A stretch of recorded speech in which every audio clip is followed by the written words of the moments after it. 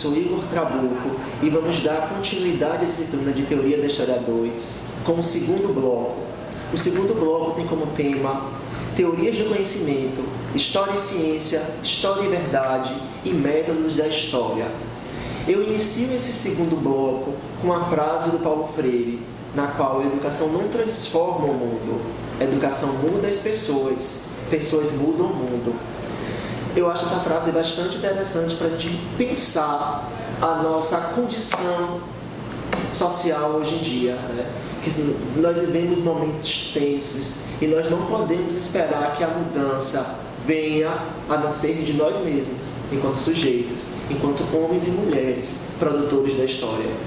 Como conteúdos desse bloco 2, nós vamos, portanto, discutir essas teorias do conhecimento e métodos da história a partir da aplicabilidade de teorias da história que nós vimos, sobretudo aí da escola das análises e das influências do marxismo pós-Marx.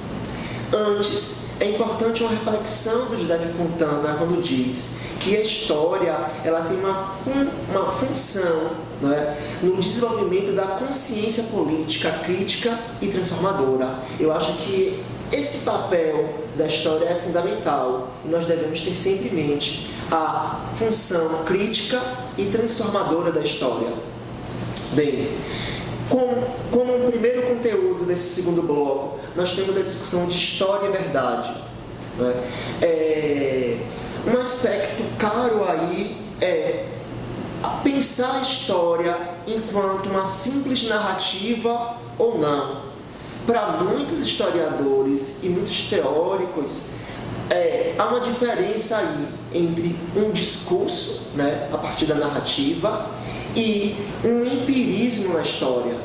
Ou seja, para alguns teóricos, pensar a história como uma simples narrativa não é suficiente, ao passo que a história ela deve ser empírica, ela deve ser experimentada, e esse empirismo ele se dá através do uso das fontes. Não se constrói história sem o uso dessas fontes. Nós não temos aí uma solução para esse problema. É uma discussão antiga, é uma discussão em se pensar a história enquanto ciência no século XIX até hoje. Mas um aspecto importante que vocês têm que levar em consideração é que nós, de fato, nós não podemos fazer história sem o uso da fonte, sem o uso de fontes. Um segundo aspecto aí é a relação entre história e ciência. Há uma polêmica muito grande, até hoje, dentro da história e da historiografia, acerca da posição da história. Se trata a história de uma ciência ou a história não é uma ciência? Para muitos historiadores, pensar a história como uma não ciência é anular esse papel da história. Para outros, a discussão acerca do cientificismo da história não é tão importante. Um aspecto que é importante observar é que a história não deve ser pensada como uma ciência exata, tal qual a matemática. A história, ela pensa a produção e a praxis de homens e mulheres ao longo do tempo e do espaço. Mais uma vez, fica no ar, essa polêmica acerca do cientificismo da história. Um outro aspecto a se considerar é pensar os métodos de pesquisa da história.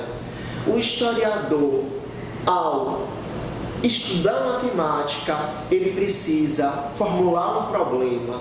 Essa formulação do problema é um aspecto central, como dizia o Mark Bloch, na corrente dos análises.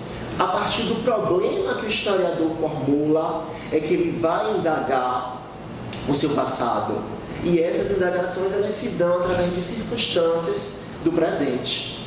Uma vez formulado o problema, o historiador ele pode partir para a definição do seu modelo teórico.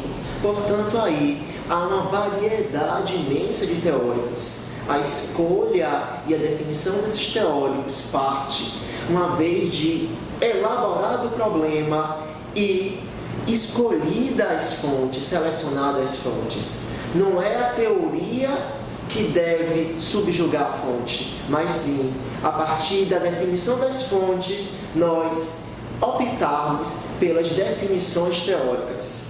E um outro aspecto aí é essa análise dos dados, que são as análises das fontes, as apresentações e conclusões do trabalho do historiador.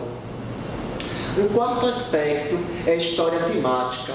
A história temática surge através de uma necessidade de recorte de aspectos do passado, da complexidade da história. Não é? Com isso, há uma possibilidade de voltar-se para uma perspectiva que se aproxime mais do social. E é dentro disso também que entra o papel do professor de história ao pensar o ensino de história. Então, mais uma vez, nós temos aí que refletir que o uso das teorias se dá tanto na pesquisa, quanto quando nós pensamos no método da história, como ela se dá através do ensino, ao pensar a história temática. Enquanto avaliação desse segundo bloco, nós teremos uma avaliação escrita. Essa avaliação escrita será composta de duas questões subjetivas. Então, para isso, faça uma boa leitura do livro, faça uma boa leitura do módulo, estude bem os aspectos e se prepare. Enquanto referências, mais uma vez, nós temos o módulo, que é um material indispensável. Nós temos o José Carlos Reis com a história entre a filosofia e ciência, nós temos o Ellen Wood com a democracia contra o capitalismo, e nós temos uma infinidade de textos e de teóricos na internet, na qual vocês podem baixar as obras que estão disponibilizadas em PDF. Chegamos ao final desse segundo bloco. Eu desejo que vocês façam bons estudos, que mais uma vez vocês tenham autonomia para irem além do módulo, mesmo que vocês não tenham tempo agora. Vão depois, elenquem o material, elenquem os teóricos, elenquem as produções teóricas que mais interessam a vocês, pois elas serão de fundamental importância para a formação enquanto pesquisadores e futuros professores de história. E ela também será fundamental para a definição e consciência política de vocês. Afinal de contas, nós não podemos achar, nós temos que ter nossas definições, e definições se dão através de leituras, de diálogos, de críticas e de construção do conhecimento. Obrigado.